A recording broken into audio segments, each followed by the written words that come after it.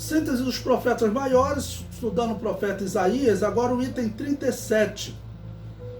Os embaixadores da Babilônia enviados a Jerusalém.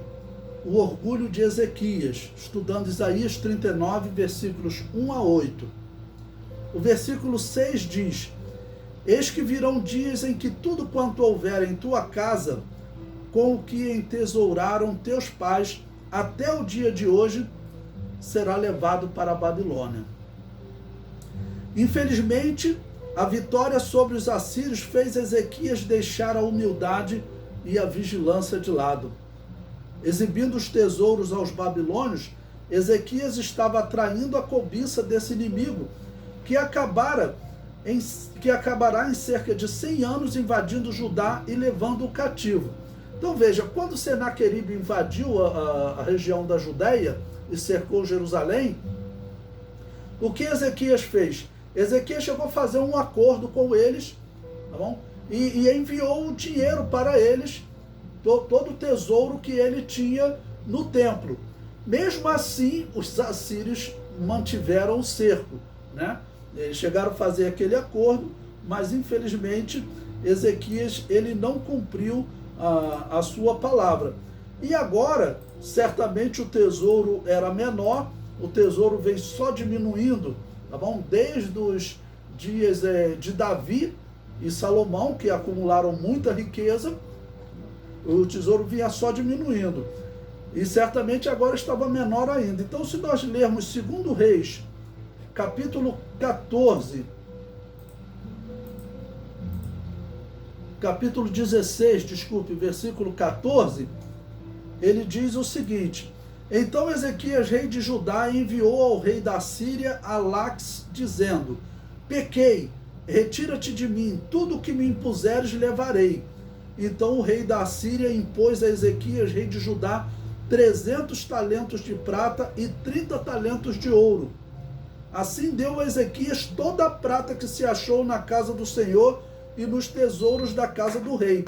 Naquele tempo cortou Ezequias o ouro das portas do templo de Yahvé e das ombreiras de que Ezequias, rei de Judá, as cobrira, e o deu ao rei da Síria. Então, 2 Reis 16, versículo 14 a 16. E agora, o que ele faz? Ele deve ter acumulado mais alguma riqueza, né? E o que acontece? Quando os babilônios vêm, ele resolve agradar os babilônios. Quem eram os babilônios nesse momento? Bom, os babilônios, eles estavam se libertando dos assírios. Os assírios era um império dominante. Vamos lembrar que essas duas cidades ficavam na Mesopotâmia, tá bom? Eram mais ou menos próximas. As duas cidades haviam sido fundadas pelo mesmo homem, Nimrod, sendo que elas se desenvolveram e acabaram se tornando autônomas e fazendo guerra entre elas. Nimrod viveu lá próximo do ano 2200, 2100 a.C. Nós estamos aqui no ano 700, cerca de 1400, 1500 anos depois de que essas cidades foram fundadas. Era muito tempo. Então, essas cidades criaram rivalidade.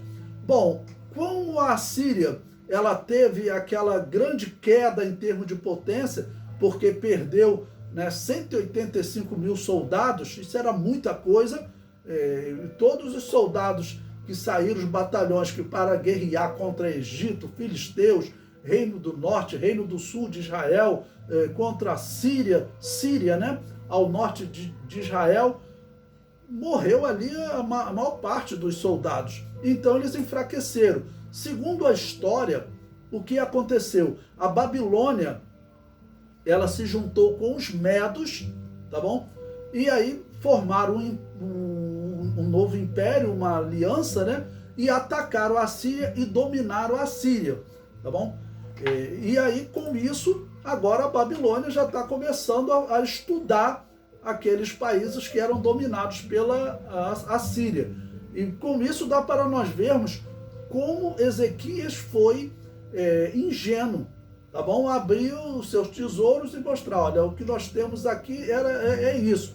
Ou ele escondeu alguma coisa de Senaqueribe, ou ele conseguiu acumular alguma riqueza a mais depois daquela invasão de Senaqueribe, porque o que ele perdeu, o ouro, ele perdeu, o que ele entregou a eles, né? Mesmo com muitos mortos, quem sobreviveu levou o ouro, tá bom?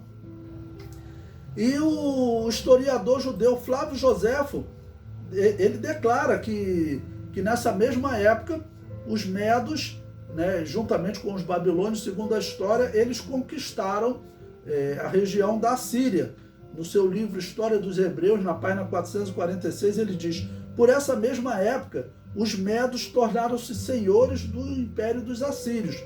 Então, os medos, eles eram uma região que fica próximo do Irã hoje, né? Os medos e a Pérsia eram países próximos, tá bom? Unidos, e eles serão também os que vão derrubar a Babilônia nos dias de Daniel. Lá Daniel capítulo 5, quando a Babilônia cai, ela cai para os medos e os persas, que estará sendo governado por Ciro, o imperador da Média e da Pérsia nesse período.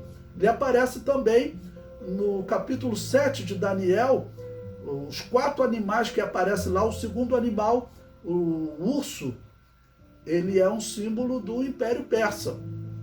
E em Daniel capítulo 2, a estátua dos sonhos de Nabucodonosor, o peito e os braços de prata, eles também representavam o Império Persa. É a mesma simbologia, tá bom? De Daniel capítulo 2, o peito e o braço de prata, e Daniel capítulo 7, o segundo animal, um urso.